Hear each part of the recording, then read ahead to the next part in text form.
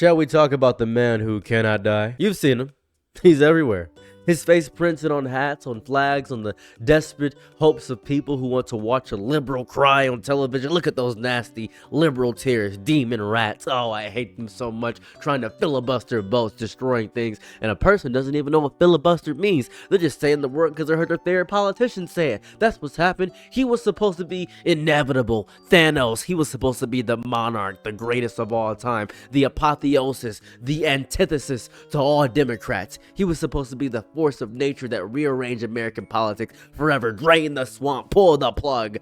The unstoppable train that would just keep rolling through every election, every scandal, every indictment until the tracks ran out or the sun exploded into a cosmic radiation of gamma rays that would change the entire macrocosm of the word. Except the train might be slowing down. It might be slowing down. No, the tracks didn't end, buddy. No, the passengers are quietly stepping off at the last station. And they're going to say they were never really on board to begin with. Donald Trump is losing America. Let me show you something. Let me show you something. The numbers. I know numbers are boring. I hate numbers. 1, 2, 3, 4, 5. I'm about to take a foot dive right into hell. I hate that indefinitely. I'm about to take a nose dive right into the pavement. Numbers are what adults use to ruin conversations at parties all the time. Every time they bring up numbers, 13% of the population, 50% of the crime. Hate numbers indefinitely. But numbers are also what happens when you stop yelling at each other long enough to look at the scoreboard. That's right, your team is losing, and that's important. 41% approval, 55% disapproval. Those are the aggregates. Those are the averages. That means for every 10 people you meet on the street, 4 of them will nod along and 6 will roll their eyes, or worse. This is important. This is important because 4 out of 10 doctors would tell you that I have bad teeth, but 6 out of 10 doctors would say I have horrible teeth. And that's really what it is here. That's what I'm looking at here. From bad, horrible, really what's going on here. Because nobody really knows what's going on with Donald John Trump. This isn't new, by the way. I'm not telling you some clandestine information. This isn't providence or divine intelligence that has come biblically from the heavens. This has been this way for a year, a full year of being underwater, drowning slowly in public opinion. That's what's happening here. Everyone around him, they wave from the shore and shout about the deep state and the fake news and the rigged elections. That gets tiring fast because you can have a slogan. As a matter of fact, you can have a really good idea. You can have a great idea, but you have to back up that idea with something palpable, right? Here's the thing about rigged systems. They usually rig things in your favor if you're the one holding the hammer. That's usually how it goes. When you are the president and the numbers still look like that, you cannot blame the machine anymore because you are the machine. That is what it is. The machine is just unhappy. Now, look at the independents. The independents are the swing voters, the undecideds, the people who actually read the ballot and say, okay, maybe I should actually look at the laws and the land bills and figure out what redlining is. They are the oxygen of American elections. Without them, you suffocate. Without them, you are just preaching to a choir that is already hoarse from singing your praises.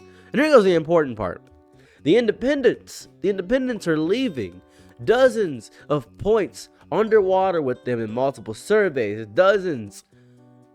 That is the lifeboats being lowered while the band plays Hail to the Chief on deck. That's the reality of what we're seeing here with Donald, Jamarcus, John, Jebediah, Jumbo Shrimp, Trump. You know what's really odd about this whole thing? It's really fun.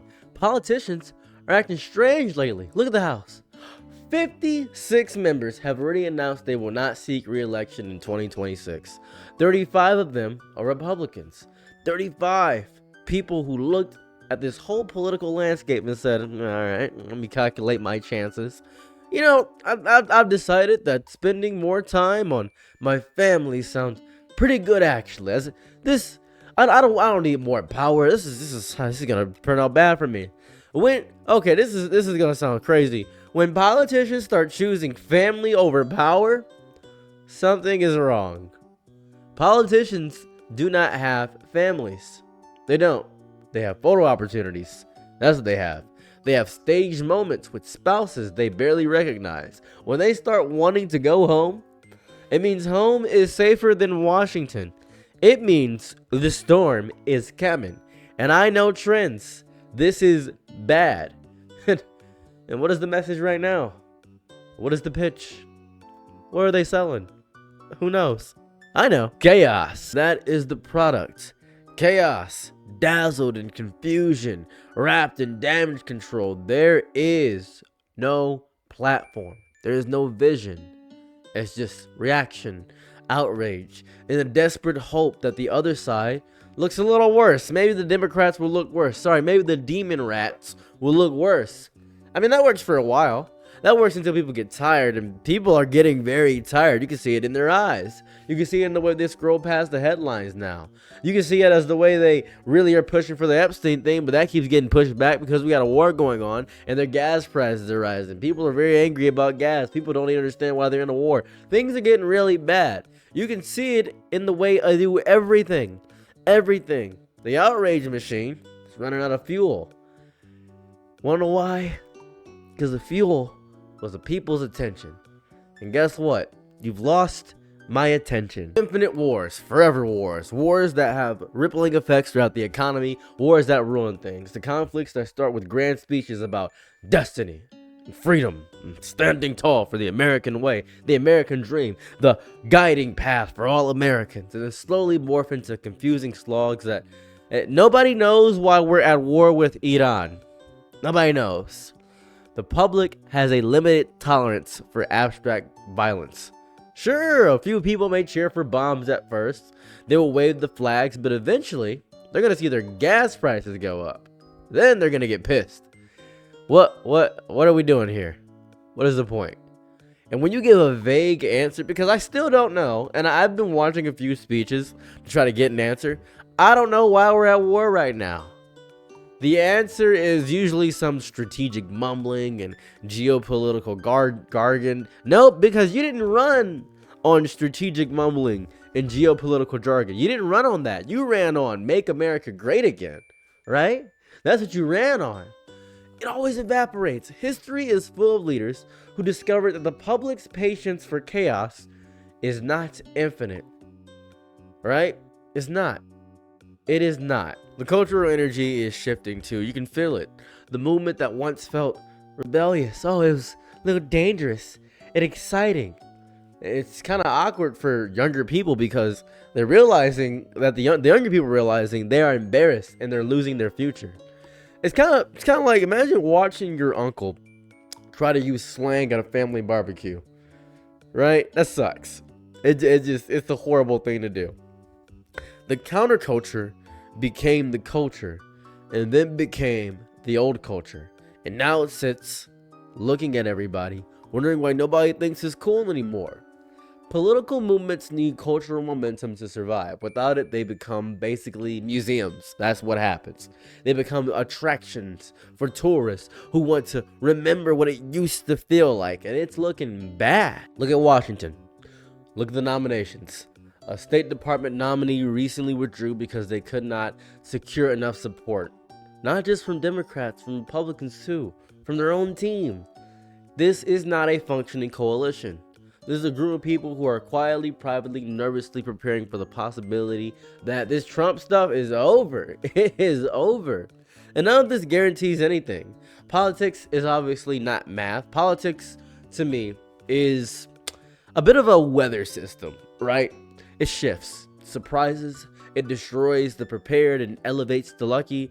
But right now, right at this moment, there is a strange gap between the myth and the reality. The myth says, oh, this is unstoppable.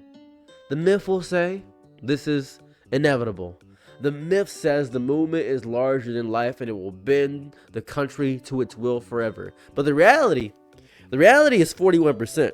The reality is independence leaving. The reality is 56 members walking away. The reality says cultural energy fading, nominations failing, wars dragging, messages hollowing. Eventually the myth collides with the mechanics.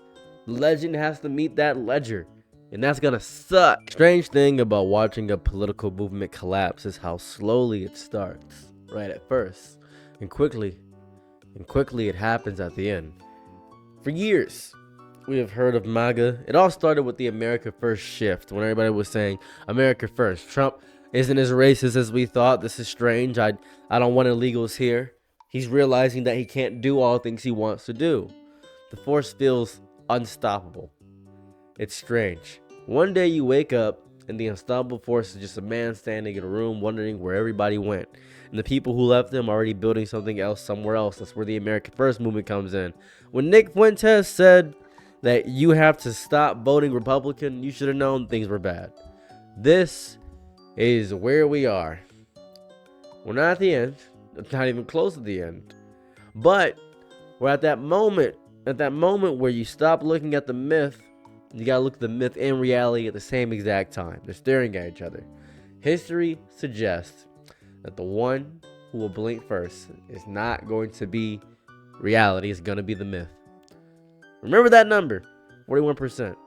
Remember all these numbers, because this myth is dying. The myth of Donald Trump is dying slowly. I'm very happy about it. Bye. Your Nick and night be my Laurel low. Happy to try what you need. Your world, I love to live in it. I love the ride when you